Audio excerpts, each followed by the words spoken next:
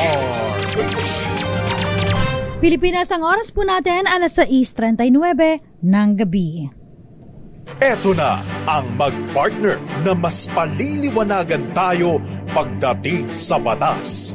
Mga payo ng mga abogado, mga usaping abogado na mas malinaw na pag-uusapan para mas maintindihan natin. Kumpanyera ng Bayan, si Attorney Rina Seco at ang Panyera ng Bayan, si Attorney Cam, Cheryl Adami Molina.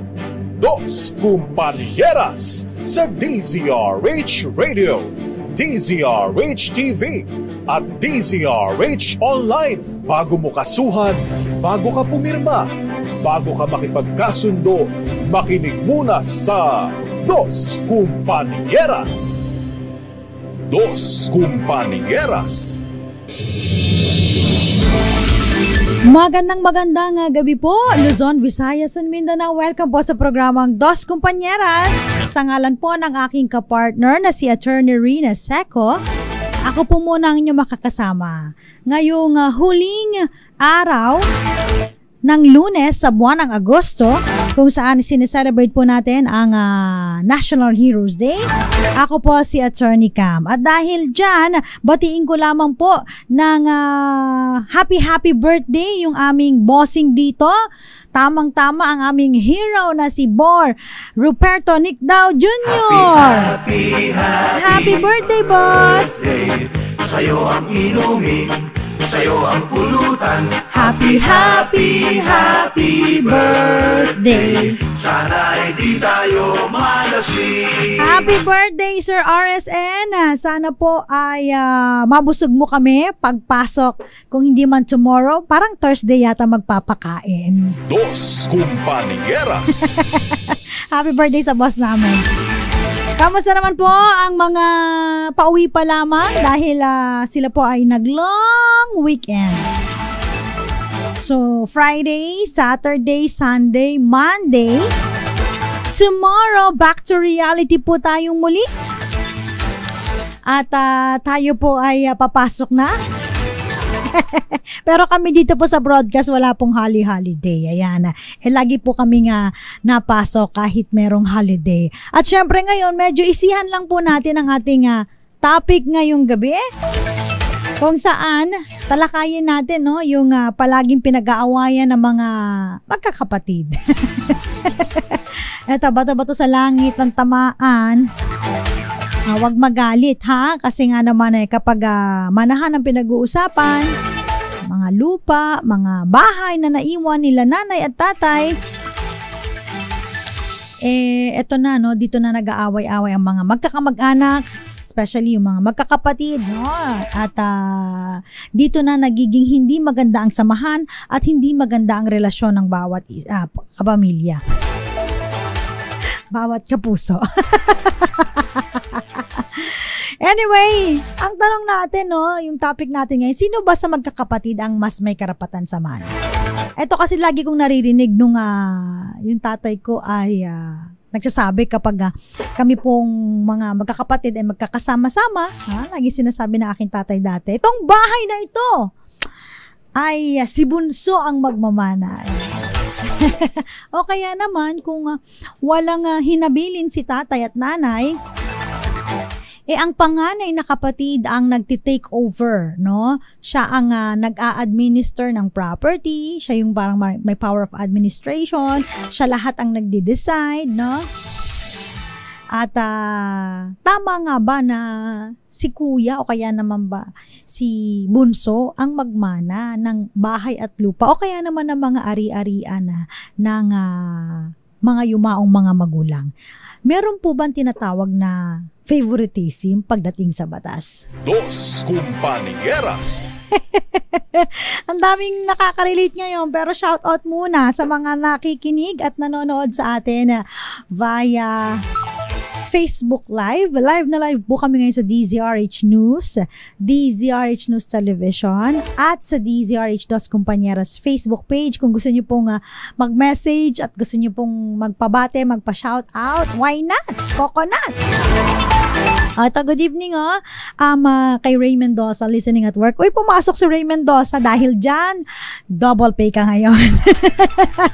Holiday, regular holiday. Sa lahat ng mga pumasok ngayon, meron kayong double pay, di ba? Mula naman po sa Bulacan, magandang gabi po kay Ador Cortez, Leonardo Blue, magandang gabi po. At syempre silipin ko lamang po yung ating DZRH Dos Compañeras Facebook page. Magandang gabi sa lahat ng mga nanonood at saka syempre yung mga nagko-comment na sa atin. Kinaga L, magandang gabi. Mirna De La Cruz, Eduardo Narvaez, Belen Rivera, Imelda Santo Domingo, ayan, sa nag-iisang kumpanyera. Magandang gabi po.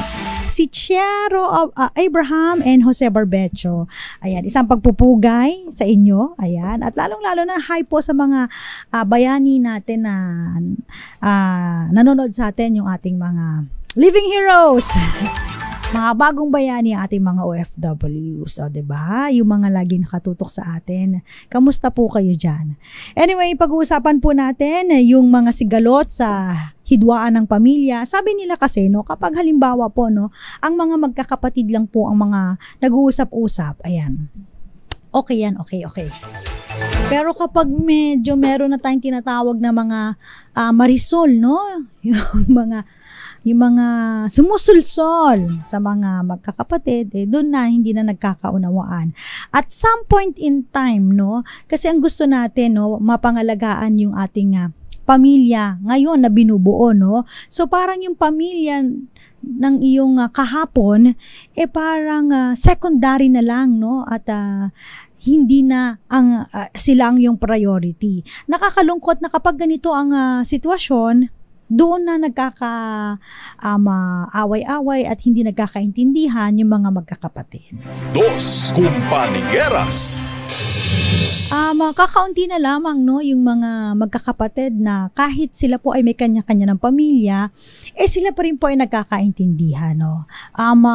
Halimbawa na lang, no, kapag medyo namatay ang ating mga yumaong mga magulang, kapag nagkaroon ng, of course, burial or libing, no, o kaya lamay, medyo okay pa, maayos ang samahan. I remember yung mga magkakapatid na ngayon lang nagkita-kita din, diba? Dahil sa tagal na panahon na hindi nagpapansin na naging okay.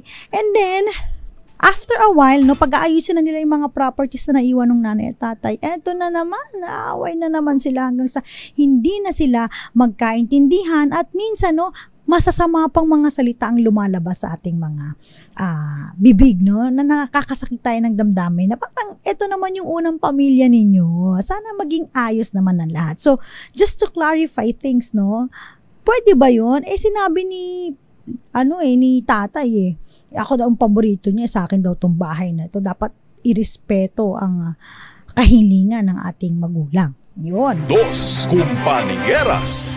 Ang karapatan po ng pagmamana, ay ito po ay of course nagde-take effect kapag namatay po, no, ang isa or dalawa, no, na may-ari ng properties, no. Kahit isa lamang po, no. Halimbawa po, no, si nanay at si tatay ay merong bahay at lupa, no, at namatay si nanay, nakapangalan sa kanila yung properties, no.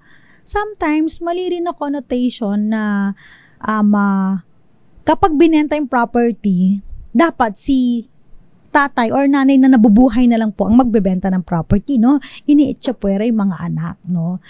Tapos kapag naghabol yung mga anak, hindi may karapatan din kami dyan at kailangan may say din kami dyan. Ang sinasabi hindi, kayo ay mga swapang, swail, no? Kami naman tong pundar nito, bakit nangingialam kayo? Yun. Dos Compañeras. Unfortunately po sa mga surviving spouse, no, yung mga nabubuhay na asawa, it's either si nanay or si tatay, once na mamatay ang inyong kabiyak, no, yung kanyang kalahati ng share, no, sabihin natin ang bahay at lupa ay 6 million, no, yung kalahati doon po, of course sa inyo po doon, yung kalahati ng share niya, ang magmamana po ay kasama pa rin yung yumaong asawa at yung kanyang mga anak. So magbigay tayo ng example, no, kasi ang problema naman dito sa mga anak, dahil nga alam nila na may karapatan sila, akala nila yung pag namatay yung nanay or yung tatay, divide by, halimbawa, dalawa silang buhay na magkapatid. Tapos si tatay buhay din. Akala nila divide by 3 ang hatian sa property. Ay hindi naman po pwedeng ganon. Dos Compañeras. Just to give you a brief example, no, kung halimbawa ang property po ay 6 million pesos, so yung kalahati doon sa surviving spouse. So, kunyari, namatay si nanay. So si tatay, sa kanya yung 3 million doon. Kung halimbawa ibebenta nyo po yung property, ano po? Doon sa 3 million, syempre may share pa si tatay doon. Hati-hati kayo doon. Kung dalawa silang magkapatid, tas buhay si tatay, di tagi 1 million. So kay tatay ang 4 million, sa mga anak po, tigwa 1 million lang. Hindi po yan divide by 3. At sa tatay naman po, hindi niyo siya pwedeng i-dispose, no? Hanggat hindi rin po nakakapirma ang inyong mga anak, no? Kasi hahanapan po kayo ng extrajudicial settlement of estate. So may mga ganito pong mga senaryo kapag talaga tayo po ay nakakapagpundar ng mga ari-arian. Kasama po dyan, no? Yung kanino, sino ba ang may karapatan at papaano po ba ito hahatiin, no? Again po, yung karapatan po ng pagmamana ay nagte-take effect lamang po kapag namatay po ang mga magulang. Ano po, kapag yung mga magulang ay buhay pa at gusto nilang ibenta ang property, ang mga anak po ay walang karapatan na i-insist ang kanilang karapatan na kami po ay may karapatang magmana ng property. Huwag niyong ibebenta yan kasi nakalaan na sa amin yan. Ay, iba din. Dos Compañeras. So, hindi ganon, ha? So, ang karapatan ng pagmamana kung, of course, ay yung mga tagapagmana, no, yung mga, especially mga anak, inchoate or imperfect pa po, no? Hindi pa buo or perfecto dahil, again, ulitin ko lamang, magti-take effect lamang po ito kapag namatay na inyong mga magulang or isa sa kanila. Okay? Ito po yung tinatawag natin na succession. Ang galing nga po ng batas, ano, talagang meron na siyang nilaan ng mga provision dahil ito ang kadalasang problema at nagiging hanggang ngayon, problema pa rin po kapag nagkaroon na ng manahan. Sino na ang may karapatan? And usually po, no, yung mga magkakapatid na dating maayos ang samahan, nagkakaroon ng hidwaan at sigalot dahil dito ang pinaka masakit pa, no, hindi lang nagkakasakitan, nagkakapatayan pa. Yun ang pinakamasakit. Kung ako yung magulang nung mga yon at nakita ko na ang mga anak ko ay magpapatayan sa aking naiwan, masakit sa mga sa mga magulang na aalis at pupunta sa kabilang the other side, sa kabilang mundo. Dos Compañeras. So, yun, no, kung halimbawa po, no, may karapatan po ang mga anak na magmana, pero at the same time, pag buhay pa po, wala po kayong karapatan muna na pagbawalan sila na ibenta, o kaya naman po isangla, o kaya naman po i-dispose ang property, i-donate sa iba. So, sila lang po ang may karapatan na gawin yun, no? Pero kadalasan naman po kasi kung halimbawa, ako isa rin po ako sa, of course, magulang, no? Kami naman po ay nagpupundar para sa ating mga anak, no? Pero pag darating yung time na, for example, yung mga retirement or whatever, kung meron mga properties na need to dispose at kailangang i-dispose, no? Para sa pangangailangan ng mga magulang, para hindi na sila anong tawag dito? Yung nangihingi, no, or nag-oobliga, no, sa mga anak na sila ay bigyan pa ng bacanaman ng suporta, di po pwede nilang i-dispose ang kanilang mga properties, no? Pero kung meron pa naman silang sapat na retirement pay, I don't think na i-dispose nila to unless otherwise, no, pwede nilang maiiwan na ito sa kanilang mga anak. So, yun. Pero yung katanungan na obligado rin ba na suportahan ng mga anak ang kanilang magulang, yes, no, nakalagay po yan, no. Ang bawat isa po ay may obligasyon na suportahan ng bawat isa, kasama na doon ng, of course, yung mag-asawa, ascendants and descendants, even yung mga lolo at lola ninyo, no. Kapag sila po ay walang-wala, so kailangan obligado tayong suportahan sila. So, mamaya pag-uusapan po natin, ano po ba yung bumubuo sa mga mana? Ano ba yung mga pwedeng manahin? At tama po ba na si bunso ang magmana ng bahay at lupa dahil sinabi ni nanay at tatay? At kung ikaw naman ay isang magulang at meron ka talagang gustong pamanahan dahil itong batang ito ay, itong anak na ito ay talagang ang dedikasyon sa iyo ay grabe kumpara sa ibang kanyang mga kapatid, ano naman ang dapat mong gawin? So yan po ang pag-uusapan natin sa pagbabalik ng Dos Kumpanyeras.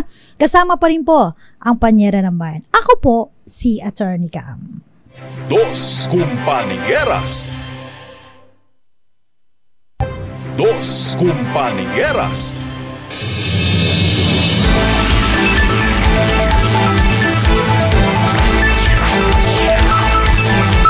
Nagbabalik po ang Dos Kumpanyeras. Kasama pa rin po ang Panyera ng Bayan. Ako po si Attorney Cam. Pinag-uusapan pa rin po natin ang tungkol sa usaping mana kung saan ito po ay pinag-aaway-awayan ng mga kapatid. Very normal po sa mga Pilipino, no? Lagi na lang bang si Bunso ang magmamana ng bahay at lupa o kaya naman si Panganay?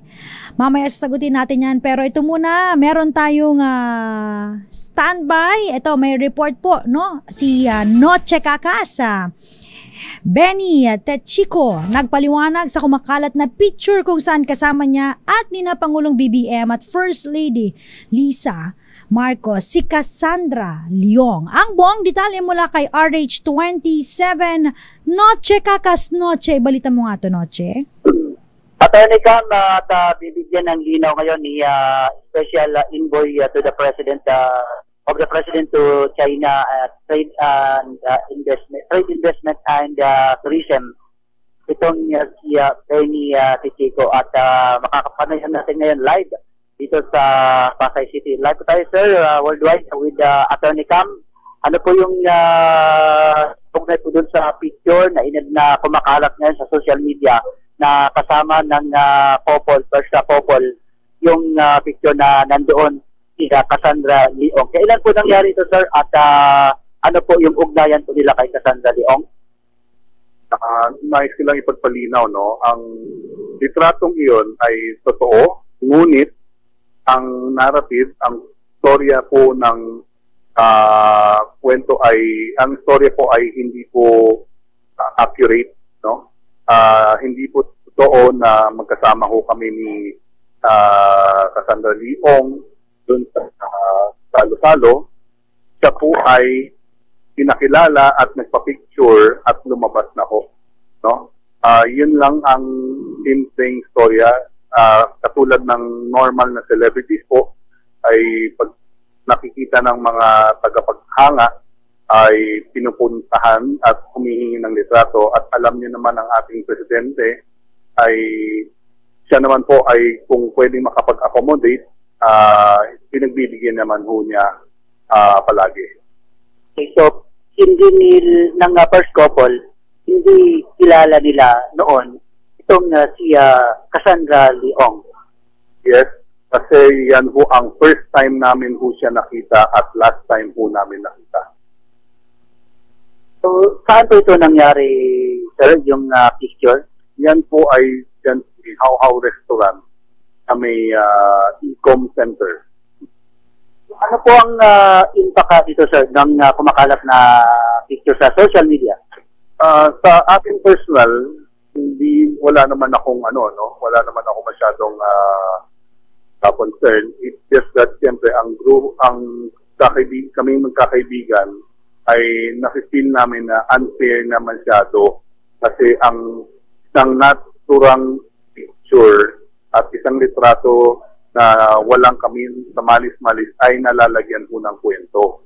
Ayun lang naman po, no, ay malalaman naman ho ng ating mga kababayang Pilipino na pagka nagkakaroon silang pagkakataon na kumuha ng litrato ng mga celebrities, ay tuwang-tuwa na sila. So, yan lang naman ang karamdaman ng ating President Marcos na pinagbibigyan lahat ng mamamayang Pilipino upang maging masaya lang magkaroon lang ng litrato.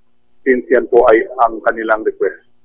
Okay, last question on my part, sir.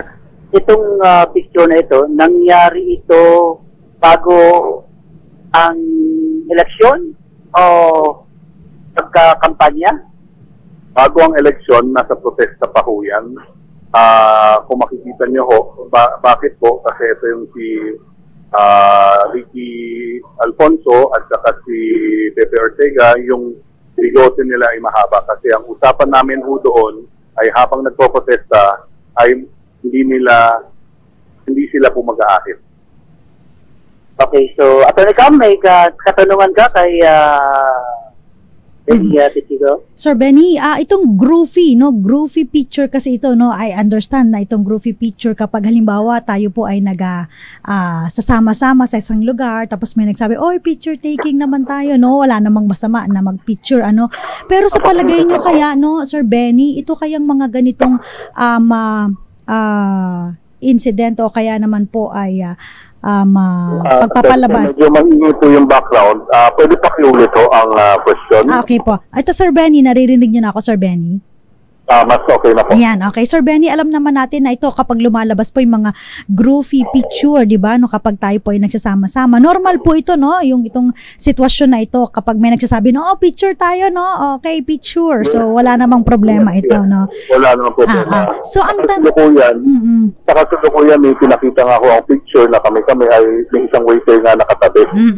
Yung picture ay okay lang din naman po sa amin. So sa palagay niyo po, ito kaya itong pagpapakalat na ito isang propaganda laban po kay Pangulong BBM? Sa totoo lang, ayoko siyang isipin na ganito. No? Sana ho wag. No? Sana ho wag para naman makapag-usad ang ating bansa. So ano na lang po mensahe ninyo, no, sa mga taong nagpakalat na ito, tsaka yung mga nasa publiko ngayon na masyadong naniniwala kapag nakakita ng mga picture na ito, nabibigyan ng mali siya yung mga groovy picture na ganitong naniniwala naman po ako sa ating mga kapwa Pilipino na naiintindihan nila na ang ganitong picture ng ganung klaseng litrato ay napaka-normal lang po sa atin dito sa Pilipinas po, no? So, sa lahat ng pagkakataon na pwedeng pagbigyan, ay pinagbibigyan naman po ng ating mga politiko, celebrity, at mga sikat po na tao. Kasi isang pamamaraan yan para makapagbigay ng kasiyahan sa ating mga kababayan. Okay po, maraming po salamat, Sir Benny Titico. Sige po. Kaya, Noche. Yan, Atty. Cam, si Benny Titico, ang Special Envoy of the President to China Trade, Investment and Tourism, kaugnay nga dito sa kumakalat sa social media na larawan na kasama ng ang first couple, si Cassandra Leong at maging itong si Benny Titico. Samantala, pinuntahan natin kanina yung restaurant at yung How Restaurant dito sa may Harbor Drive ay sarado na itong restaurant. Kaugnay na dito sa kumakalat na picture. Ayos 27 na sila PCRA, una sa Pilipinas, una sa Pilipino. Maraming salamat, Noche Kakas. Yan po ang kanyang report, no? Again, Sir Benny Titico nagpaliwanag na sa kumakalat na groovy picture, no? Kasama, of course, sina first couple, Pangulong BBM, Miss Madam Lisa Araneta Marcos at si Cassandra Leong, ang very controversial ngayon na naliling po kay Alice Guo. Dos Compañeras.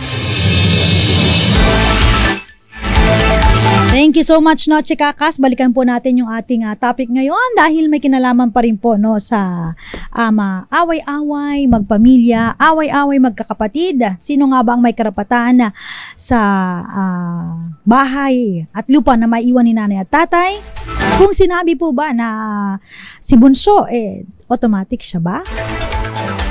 At para sa ating malakas question ngayong gabi, ayan, sagutin lamang po, tama o mali? Ayan, si Bunso ang may karapatan sa bahay at lupa nila nanay at tatay. Nako! Alright, so again po, no, kapag nawawala po ang yumao, no, automatic po, no, kapag halimbawa, knock on wood, biglaan at wala pong last will and testament, so ang mga magmamana po dyan ay kung meron po siyang mga anak, So, at ang kanyang asawa, syempre yung kanyang nabubuhay na asawa, sila po ang magmamana doon sa may iwan na property, no, ng yumao. Kung wala pong anak, so in default, umaakyat po yan, no, nagmamana din po ang magulang. Pero once na meron na pong anak, no, na-exclude, no, hindi nasasali sina lolo't lola, no. At ang tanong magkano po ba ang share, no, ng bawat isa? So kanina nabanggit na po natin yan. Depende po kasi yan, no, dun sa mga naiiwan po na mga heirs, no, yung mga tagapagmana. Again, kasama po sa mga tagapagmana ang mga anak, so marital and non-marital child. Anak sabi nila yung anak sa labas o yung illegitimate children, meron po silang karapatan, no? At to the extent lang po na pinapayagan ng batas kung how much yung kanilang share. Pero sa question na meron ba silang karapatan, meron po. Okay.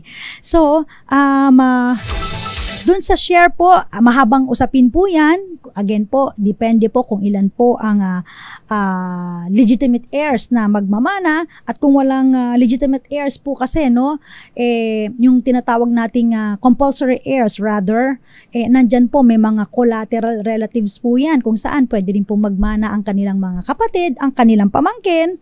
At kung wala talaga silang asawa, single sila, patay na ang nanay at tatay, walang mga kapatid, wag po kayong mag-alala dahil andyan po ang state, ang gobyerno ang magiging huling tagapagmana ninyo. Dos Compañeras. Kala nyo wala na, no? Pag wala na talagang di mahagilap, ay andyan ang gobyerno, siya ang magiging huling tagapagmana. Okay. So, again, kapag halimbawa may habili, no, may mga iba po na mga magkakapatid na nagkakaayos-ayos. Kapag hinabilin po halimbawa kay nanay at tatay, no, sinabi na, si bunso na lang. Kung wala pong kasulatan, no, puro verbal lamang, wala po itong holds, no? Wala po itong visa, no, kasi kailangan po, no, yung mga kapatid pag nagmana po sila pantay-pantay, no. So pag sinabing si bunso lang ang magmamana, hindi po pwede. Lahat pa rin po magkakapatid. Si panganay ang magiging administrator lang siya, pero lahat pa rin magkakapatid po ang magmamana. Ibig sabihin, kung halimbawang i-dispose po ang property ninyo, gusto pong ibenta, so lahat ng mga magkakapatid, kailangan po silang pumirma. Kapag namatay po ang mga kapatid, wag exclude kung sila po ay merong mga anak, dahil ang mga anak po ang hahalili. Ito po yung tinatawag natin na right of representation doon sa kanilang magulang na yumao para magmana ng share ng kanilang magulang. Compañeras. Sabi nila, napaka-komplikado naman po. Opo, napaka-komplikado po. Kaya mas maganda ngayon, sabi nila, walang ari-arian, walang pinag-aawayan. Dos Compañeras. Pag may ari-arian, yun, meron kayong pag-uusapan, meron kayong pag-aawayan. Okay, ayan ha.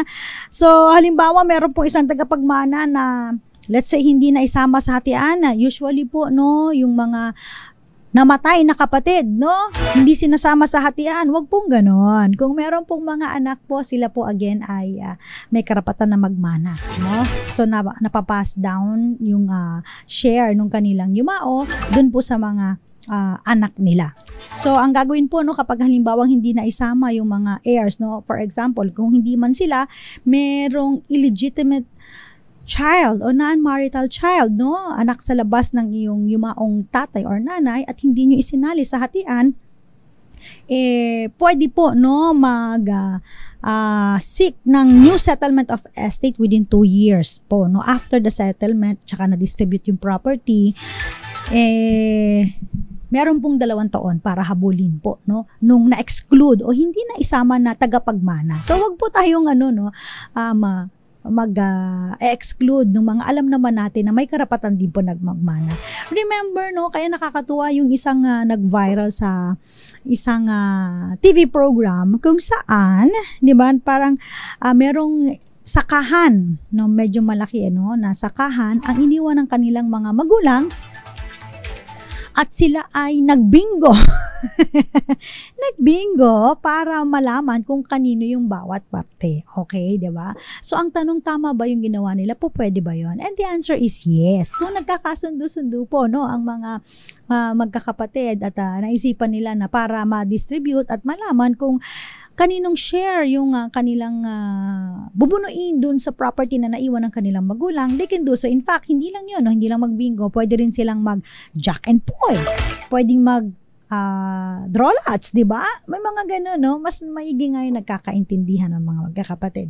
So, kung halimbawa po nagkasundo na sila, di parte-partehin na. You have to subdivide the property. Kung hindi man, meron pong ang ginagawa nila, iniiwan na lang sa isang kapatid, no? Parang wini-waive na nila yung kanilang karapatan in favor sa isa nilang kapatid. Kung halimbawa, binili ni tatay at nanay na, okay, bunso itong bahay at lupat, kayo naman ay walang problema doon at ginagalang ninyo yung karapatan, no, na magmana yung inyong kapatid na siya na lang, sa kanya na lang yung property, walang problema. Pero kailangan po kayo mag-execute ng extrajudicial settlement of estate with waiver of rights. Ibig sabihin,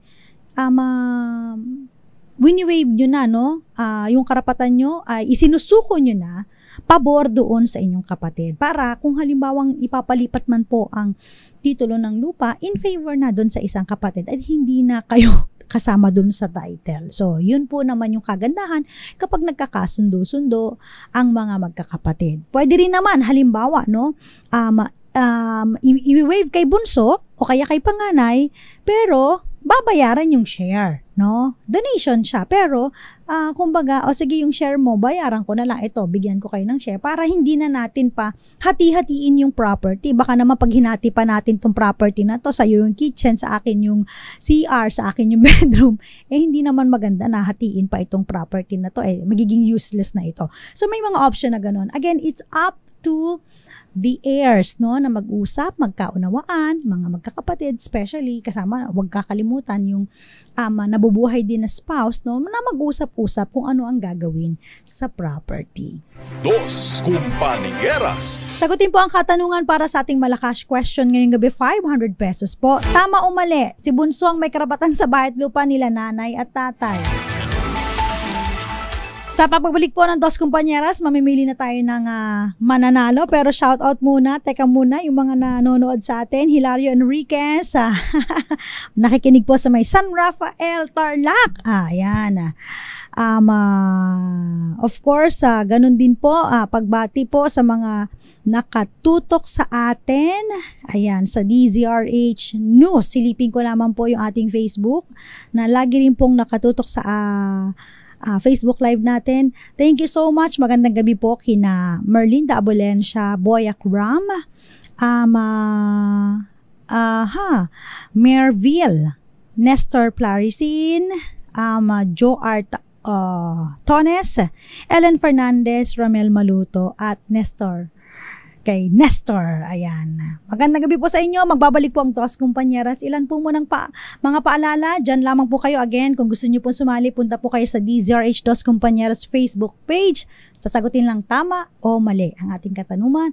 And then, mamamili po ako doon mamaya. Tapos i-announce natin bago mag-end ng program yung mananalo po ng 500 pesos. Again po, ito po ay extension pa rin po ng ating celebration, ng ating 85th celebration dahil lagi po kayo nakasuporta, nakatutok sa amin. Ito po ay pasasalamat namin sa inyo.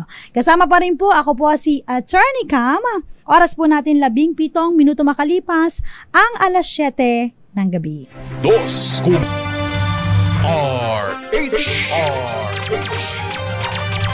Dos Compañeras. Dos Compañeras, kasama pa rin po si Attorney Cam. Solo flight muna, Mi. Pinag-uusapan po muna natin ang mga usapin tungkol sa pagmamana ng mga magkakapatid. Lagi pinag-aawayan lupa, bahay, properties. Hay. Ayaw naman natin na magkakaroon ng sigalot, hidwaan, awayan ng mga magkakapatid na humahandong pa, no, sa pisikalan, murahan, awayan at saka patayan. Yan ang pinakaayaw natin. Kaya sabi nila, pag lupa talaga, nagkakapatayan, marami nag-aaway-aaway. Wag naman, no. Eto, may mga questions po dito. Sabi dito, Attorney, 5 kami magkakapatid. Patay na po ang nanay namin. May properties po ang tatay namin. Okay, pwede bang mawalan ang magkakapatid ng mana at ang magmamana lang po ang paboritong anak ng papa namin? Sinabihan po kami ng tatay namin na wala daw kami tatanggapin magkakapatid except sa paborito nila. Okay, again po, hindi po, no. In fact, no, kahit po merong last will and testament, inilalaan po ang kalahati, nire-reserva po ang kalahati ng properties doon po sa mga anak, no. So, klaro po yun, no. Kung meron man po silang paborito, hindi po pwede nilang i-exclude yung mga ibang mga anak, maaari lamang nilang bigyan ng additional pa, no, dun sa free portion, kung saan sila po ay pinapayagan ng batas na ibigay ang kanilang property o yung share doon sa paborito nila o kung sino man po yung gusto nila. Pero hindi po pwedeng alisan ng mana yung inyong iba pang mga anak. Except lamang po kung meron pong valid disinheritance. Ano po yun, no? Talagang meron pong grounds para hindi bigyan ng mana ang anak na yan at kailangan po na isusulat yan para maipakita na totoo nga, valid nga po itong grounds na to. Kasi meron pong mga iba na parang grounds lang, feeling nila grounds, no? Pero hindi naman pala included dun sa sinasabi ng batas. Halimbawa lang, no? Ayoko tong bigyan ng mana kasi napaka palasagot, no? O kaya naman itong batang ito ay hindi na bigla na lang naglahong parang bola, hindi na kami inaalala. So mga ganun po, ha? Dos Compañeras. Again po, hindi po basta nadidisinherit ang isang heir. Dapat po nakasulat po ito, no? At dapat nakalista po sa Article 919, no, ng Civil Code kung ano po yung grounds para siya po ay tanggalan ng mana. Dos Compañeras. Okay, may pasaway po ako na anak, attorney, minsan napakabastos ng kanyang bibig, hindi kami ginagalan ng kaming mga magulang. Pinapahiya pa kami sa ibang kamag-anak at sa harap ng kanyang mga kapatid. Papaano po ba namin siya tatanggalan ng mana? Okay, again po, no, kung i-disinherit po ang compulsory heir, yung maltreatment of the testator by word, no, or deed by the child or descendant, maaari po itong pumasok, no. Yung mga anak, pakabait po kayo, lalo po kung halimbawa merong maiiwan ng mga properties sila nanay at tatay. Sa mga magkakapatid naman po, huwag mag-aaway-away, no? Hanggat maaari, kung kaya pong pag-usapan, isolve ng maayos ang problema. Again po, hindi po automatic na kay panganay mapupunta ang mga properties na iiwan. Hindi rin po pwedeng automatic na mapunta kay bunso o kung kanino mang paborito. Maaari lamang lumaki ang kanilang shares, no, sa manahan, pero hindi po pwedeng ma-exclude o matanggalan ng mana yung iba pang mga anak. Yun po ay klaro po sa batas. Okay? Dos Compañeras. Okay, question. May mga questions pa po ba dito? Hanapin natin. Ako po ay OFW. Meron po akong naipundar na mga property sa ibang bansa. 2 po ang anak ko. Wala na po akong asawa. So, pag ganito po ba, pwede ko nang i-donate ang property sa mga anak ko. May chance, may options po kayo na gano'n. Kung gusto niyo po i-donate yung property sa inyong mga anak po, pwede naman po, walang problema. As long as nasa, na po sila, no? Legal na edad na, pwede naman po. O kaya naman po, kung ayaw niyo naman po i-donate, pwede rin naman po kapag kayo po ay namatay. So, automatic sila naman po ang magmamana ng inyong properties. Again, dati po kasi, no, kapag donation, medyo avoid tayo sa tax implication, pero with the train law, again po, lahat po yan 6% na, no? Whether ibenta mo, deed of sale 6%, i-donate mo 6%, o kaya estate tax 6% pa rin po. Walang kawala sa BIR. Dos Compañeras. Ito na, no? Ayan, magkakaroon na tayo ng malakas promo Play ko na ba? O, play na natin again para sa ating katanungan at para sa mga sumali po sa ating Malakas question ngayong gabi. Ito na ang DZRH Mas Malakas promo online. Sagutin lamang ang tanong ng ating announcer sa live Facebook page ng DZRH at instant meron kang 500 pesos na premyo. Ready? Makinig mabuti. Ito na! May sumagot dito. Para sa katanungan na tama o mali, si Bunso ang may karapatan sa bahay at lupa nila nanay at tatay. Ang sagot ni Rodney Yusi. Ayan, tama! Nako, mali! Mali ang kasagutan mo. Mali po. Ang tamang sagot po ay mali. No? Hindi po automatic si Bunso ang may karapatan sa bahay at lupa nila nanay at tatay. At ang ating winner ay walang iba kundi ayan, nakapili na ako kanina nakita ko yung sagot niya. Congratulations kay Emma Alfonso. Ang sagot niya, mali. Ayan. Dahil dyan, Emma, taga-saan ba si Emma? Tignan natin. Kung ako nagkakamali, si Emma Alfonso ay taga Rosario, Cavite. 500 pesos ang papremyo mo. I-share niya pa yung ating DZRH Dos Compañeras Facebook page. Maraming salamat. Ako na'y magpapaalam na po. Tayo po ay magkakarinigan, magkakakitaan, at of course, magkakasulyapan sa Facebook Live. Nakasama po ninyo ang Panyera ng Bayan. Shoutout muna sa mga nanonood sa cable channels din po, sa Sky Cable Channel 129, Signal Channel 18, Destiny Cable Channel 129, Cable Link Channel 3, Bicol CTV System, TVZ Cable Network, JP Cable TV, and Madera Cable TV. At sa lahat po ng mga nanonood sa atin sa Facebook Live and YouTube sa DZRH TV 4K livestream, thank you so much! Sa ngalan po ng aking Panyera na si Attorney Rina Seco, shoutout muna sa aking Papa Will and Mama Jovita na number 1 fan ko. Number 1 fans ko yung, number 1 fan ko yung mga magulang ko. Ako po, si Attorney Cam para sa DZRH. Una sa Pilipinas, una sa Pilipino. Dos Compañeras.